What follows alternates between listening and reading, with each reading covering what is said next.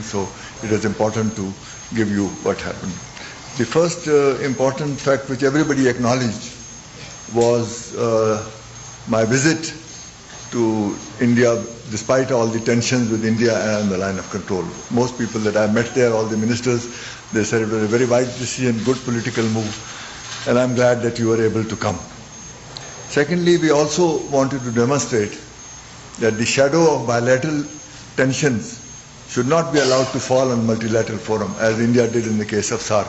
So that was also mentioned, that multilateral fora has their own importance, they have a different agenda, and therefore bilateral tension should not be allowed to disrupt those. We also wanted to show that we believe in the peace and reconciliation of Afghanistan, and therefore the whole conference is about Afghanistan, and we therefore wanted to show our solidarity with Afghanistan and our commitment to peace and security in Afghanistan. The conference adopted this declaration, and I think I should emphasize that this declaration was adopted unanimously, that it was under discussion for the last several weeks, as it happens always. It was discussed in a meeting in Kabul last month, and then one day before the conference there were a few brackets still left which were removed on the second, and then it came. And I think the Indian media has tried to project that the reference to LET and Jaish-e-Mohammed and Haqqani network is the first time is something unusual, which is intended by all of them to pressurize Pakistan. But if you have carefully read the declaration, you would have noticed that it also mentioned TTP, Jamaat al-Ahrar, and the overall, these are the institutions which sort of threaten Pakistan, and it also mentioned many other regional organizations, ETM, Daesh, IMU, Jandullah, because the context of that paragraph is not terrorism in Afghanistan but in the region. And then the more important point is that it says that it calls upon all the countries to take action in accordance with their respective national counter-terrorism policies. Because in our case, action against all these is part of our national action plan. So that's why we insisted in the declaration to inside that we are doing it in the context of. And then, and in the light, in accordance with the counter-terrorism strategy of the United Nations of 2006, which is also something internationally accepted. So this does not call upon us to do anything that is not in line with our own national agenda as well as the broader context. So I think on the whole, it is a balanced declaration, as all of these conferences do. But the more important point which we emphasized in our interactions was that we don't need pressure on counter-terrorism, because we have done more in counter-terrorism in the last 3 years than any other country in the world. And in fact, we are now sharing our experience on counter-terrorism with the rest of the world.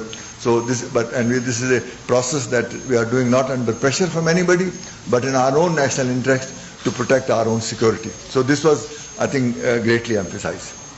The next point which needs clarification is President Ashraf Ghani's statement, because I'm sure some of you have read this, and obviously that statement is regrettable but also understandable, because the level of insurgency in Afghanistan has increased, the number of people who are dying is also increased, and bomb blasts are frequent, as in the case of Pakistan.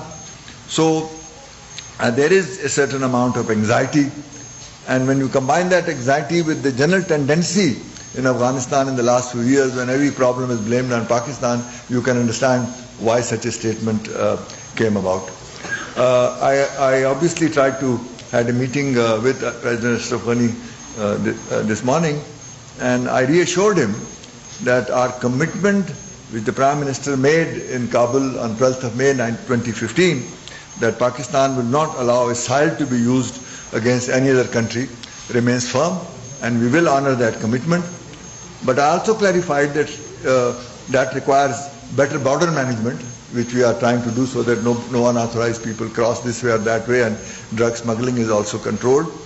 But that will not automatically solve the insurgency in Afghanistan. There are plenty of people there who are already doing what they are doing, but it requires concerted action to achieve that convergence also.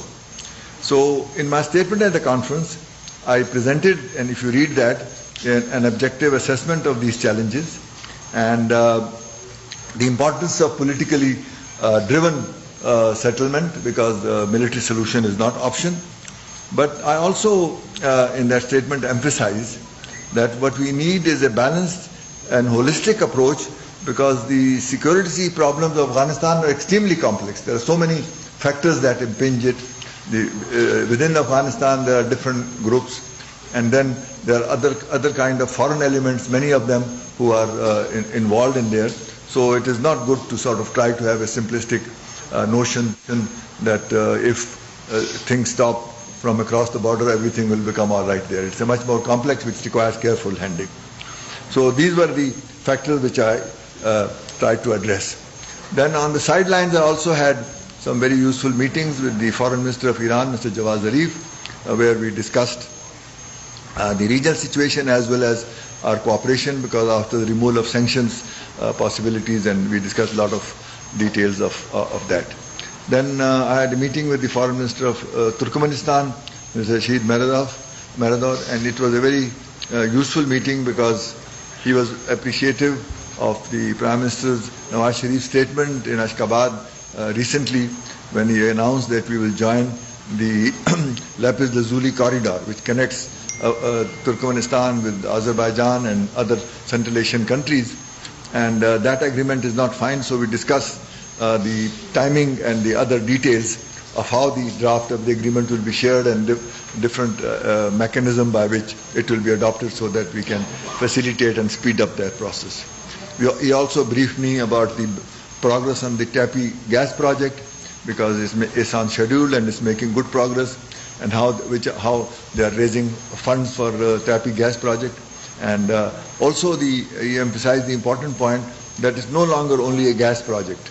It also includes fiber optics connectivity and a number of other communication systems, including hopefully some electric lines which will bring electricity. So it's a network rather than a simple gas pipeline. I had also a very useful meeting with the Chinese Assistant Foreign Minister, Mr. Kong, who has been coming here regularly and very well informed on the region. And so we exchanged views on the peace process in Afghanistan, because as you know, China is a part of the Quadrilateral Coordination Group, and how to carry the process forward. And as you may have noticed, the Chinese delegate in his formal statement at the conference mentioned and emphasized the irrepressible role that Pakistan can play in the reconciliation process in Afghanistan. And Turkey also mentioned that. So I think basically that was the purpose. We had, as you know, we never requested and never had any bilateral meetings with the Indian, but of course on the sidelines I met, shook hands and exchanged pleasantries with all of them. Prime Minister Modi, Arun Jaitley, the Finance Minister, who co-chaired the meeting along with the Afghan Foreign Minister, and Mr. M.J. Akbar, the two Ministers of State, Mr. Singh and Mr. General Singh and Mr. Akbar, and also Ajit Doval. So all in all, I think 24-hour visit was this is the main summing up of that. What is in the news that India and Afghanistan lashed out Pakistan on the issue of the terrorism, and they disregarded the Pakistan's pledge of $500 million, and they said that Gandhi said that Pakistan should spend on this. So this is their attitude. Do you think that at this platform that it should be not like some on a higher level of issues should be addressed, but India and Pakistan, this was seen as battlefield of two countries, and their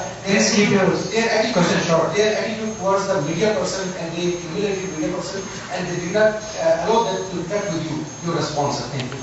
You see, first of all, as I mentioned in my point, that one can understand their anxiety. And we also understand that Ashraf Ghani is making a statement on a soil which is hostile to Pakistan. So obviously he was trying to follow what you call their preferences, or what they would like to hear. But I think our relation with Afghanistan stand independently, and we have a lot of interaction because we are next door neighbors, and the number of people coming and going, as well as our trade and other things, which is an important, we are congenital twins. So to that extent, India's effort to divide us is not going to go very far. I think in the long run, the people of Pakistan and people of Afghanistan have to show solidarity, because people of Afghanistan have really suffered for 35 years and they need peace. And we should do everything in our power to promote peace. But obviously the situation is much more complex, and therefore, and in fact, in the same meeting that I had, Mr. Afghani, he referred to the $500 million pledge and suggested a trilateral mechanism, because the Chinese had supported that there are many projects in this list that we want to finance, which China also wanted to finance. So he mentioned that there is a proposal from China to set up a trilateral commission, Pakistan, Afghanistan and China, for the utilization of this amount co-financed by China and the Chinese institution like Asian Infrastructure Bank, Silk Road Fund. And so he said, do you support? And I supported that particular proposal. So, and I discussed this with the Chinese also later on, and I think we will move forward. So I think that remark was made at that particular out of context. So this arrangement for utilizing the $500 million projects and different projects will continue.